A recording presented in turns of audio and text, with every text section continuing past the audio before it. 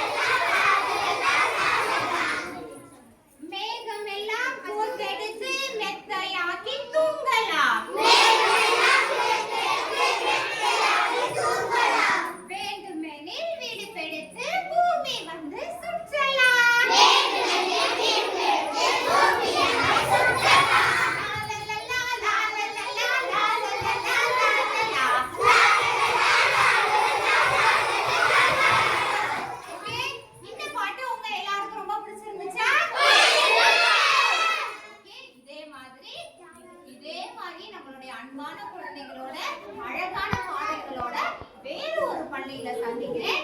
அதுவரை விடைபெறுவது உங்க